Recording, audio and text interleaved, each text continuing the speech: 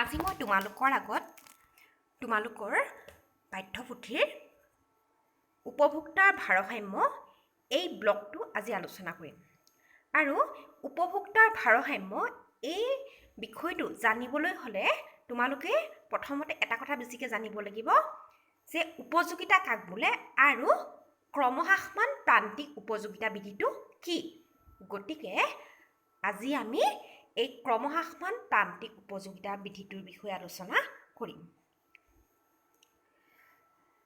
প্ৰথমতে আমি চাই লওঁ উপযোগিতা কাক বোলে। আমি এটা বস্তু কিয় কিনো বাৰু? কিয় পইচা দি আমি এটা বস্তু কিনো? কাৰণ বস্তুটোৱে আমাৰ এটা অভাৱ পূৰণ কৰে। এই বস্তুটোৰ যিটো উপভোগ কৰি উপভোক্তাই যি পৰিমাণৰ সন্তুষ্টি লাভ কৰে তাকে সামগ্ৰীটোৰ উপযোগিতা বোলে। এই উপযোগিতা হৈছে এটা মানসিক বা মনোগত ধাৰণা। সেয়েহে উপযোগিতা সদায় এজন ব্যক্তিৰ ৰুচি অভিৰুচিৰ ওপৰত নিৰ্ভৰ কৰে। আৰু সেই মনোগত ধাৰণা হোৱাৰ বাবে এটা সামগ্ৰীৰ পৰা আহৰণ কৰা উপযোগিতা বিভিন্ন মানুহৰ কাৰণে বিভিন্ন ধৰণৰ বা বিভিন্ন পৰিমাণৰ হ'ব।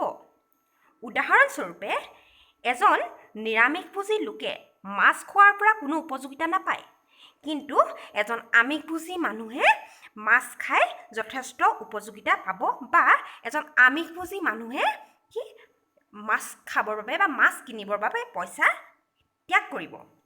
ঠিক সেইদৰে এজন পণ্ডিতে বা এজন স্কলাৰে এখন কিতাপ পঢ়ি যি পৰিতৃপ্তি বা সন্তুষ্টি পাব, খেতিয়ক এজনে সেই কিতাপখনৰ পৰা কোনো তৃপ্তি বা সন্তুষ্টি নাপায়।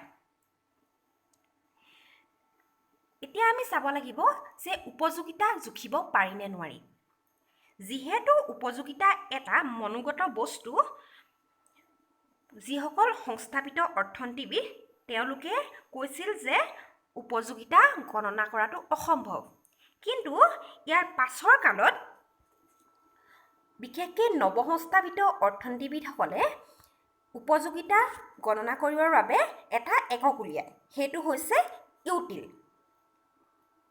সেইবাবে এজন ভোক্তাই ক'ব পাৰে যে তেওঁ এটা বস্তু, ধৰা কল এটা উপভোগ কৰি যিটো উপযোগিতা পায় সেইটো তেওঁ ধৰা 7 ইউটিল। এই কথাটো এনেকুৱা যে এজন ভোক্তাই সামগ্ৰীটোৰ এটা গোট ক্ৰয় কৰাৰ বাবে যি পৰিমাণে অৰ্থ বা টকা ব্যয় কৰিবলৈ ইচ্ছুক হয় সেইখিনিয়ে হৈছে সেই সামগ্ৰীটোৰ গোটৰ উপযোগিতাৰ পৰিমাণ।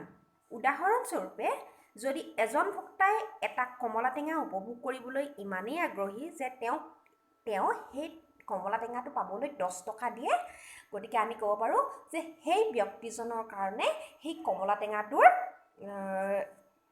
উপযোগিতা হৈছে 10 ইউটিল। এতিয়া আমি জানিব লাগিব যে মুঠ উপযোগিতা আৰু প্ৰান্তিক উপযোগিতা কাক বোলে। মুঠ উপযোগিতা মানে হ'ল এটা সামগ্ৰী অবিৰতভাৱে এজন উপভোক্তাই ভোগ কৰি সৰ্বমুঠ যিমানখিনি উপযোগিতা বা সন্তুষ্টি লাভ কৰে সেয়া হৈছে সেই সামগ্ৰীটোৰ মুঠ উপযোগিতা। আনহাতে উপভোক্তাই সামগ্ৰীটোৰ এটা অতিৰিক্ত গোট উপভোগ কৰি যি সন্তুষ্টি লাভ কৰে সেয়া হৈছে সামগ্ৰীটোৰ প্ৰান্তিক উপযোগিতা। ধৰা হ'ল তুমি কি কৰিছা, পানী খাইছা, তোমাৰ খুব পিয়াহ লাগিছে, তুমি ক'ৰবাত ফুৰিবলৈ যাওঁতে তোমাৰ পিয়াহ লাগিলে, তুমি কি কৰিবা, পানী খাবা, পানী কিনি খাবা। তুমি যেতিয়া প্ৰথম গিলাচ পানী খাবা, প্ৰথম গিলাচ পানীৰ কাৰণে তুমি কিমান দিবা, ধৰা পইচা তুমি 17 টকা দিবা। 17 টকা পইচা তুমি দিবলৈ প্ৰস্তুত আছা। সেই গিলাচ পানী বা সেইটো কমলা তুমি খাই 17 টকা দি খালা। আকৌ যেতিয়া পিছৰটো গোট তুমি ক্ৰয় কৰা, পিছৰটো গোটত যেনিবা তুমি 14 টকা দিলা। 3 নম্বৰ গোটটোৰ কাৰণে যেনিবা তুমি 11 টকা দিলা। এনেদৰে তুমি যদি মুঠ এই তালিকাখনত চাবা, মুঠ যদি কমলাৰ তুমি 7টা গোট উপভোগ কৰা, 7টা গোটৰ পৰা তুমি মুঠ উপযোগিতা পাবা 52। কেনেকৈ 1 নম্বৰ গোটটো পালা 1 নম্বৰ গোটটো পাবলৈ তুমি 17 টকা ত্যাগ কৰিলা, অৰ্থাৎ তাৰ পৰা তুমি 17 ইউটিল উপযোগিতা পালা। 2 নম্বৰ গোটটোৰ পৰা তুমি যেনিবা 14 ইউটিল উপযোগিতা পালা। এনেদৰে সেই 7টা গোটৰ পৰা যিমান উপযোগিতা পালা সেইটো যোগ কৰিলে হ'ব তোমাৰ মোটামুটি 52 ইউটিল। গতিকে সেই 52 ইউটিলটো হৈছে মুঠ উপযোগিতা। আৰু প্ৰতিটো এক্সট্ৰা যিটো অতিৰিক্ত গোট, যেনে 2 নম্বৰ গোটটো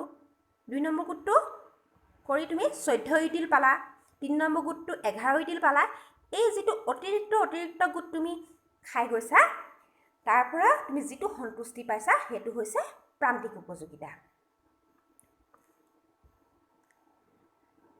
এতিয়া এই কথাখিনি তুমি 7টা গোটৰ পৰা তুমি যিমান উপযোগিতা পাইছা সেইখিনি যদি এখন গ্ৰাফত তুমি প্ৰতিষ্ঠা কৰা, সেই গ্ৰাফত প্ৰতিষ্ঠা কৰিলে এনেকুৱা এডাল নিম্নগামী ৰেখা পাবা।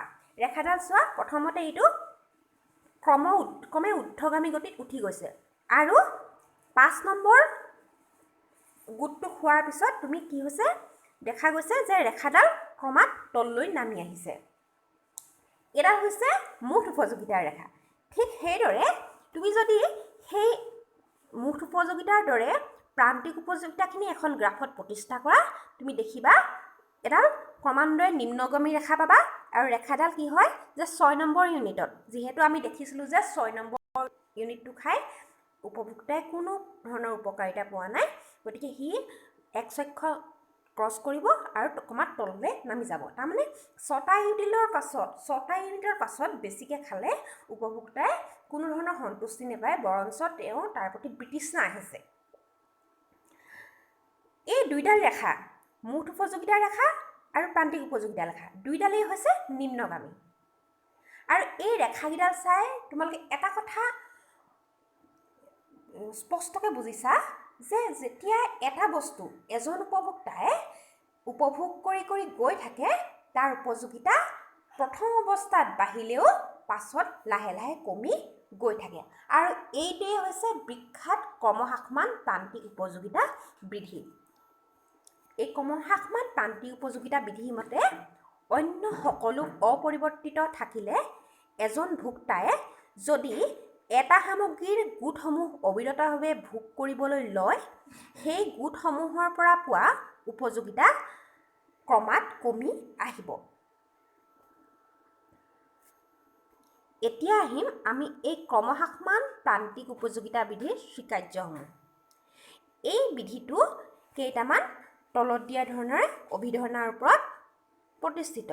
1 নম্বৰ অভিধাৰণাটো হৈছে উপভোগ কাৰ্য চলি থকাৰ সময়ত ভোক্তাৰ ৰুচি অপৰিৱৰ্তিত থাকে।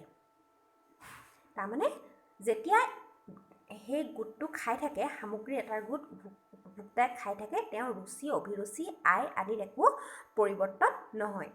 ঠিক সেইদৰে উপভোগ কৰিবলৈ লোৱা বস্তুৰ গোটসমূহ স্বাভাৱিক আকাৰৰ আৰু সমগুণ বিশিষ্ট। তাৰমানে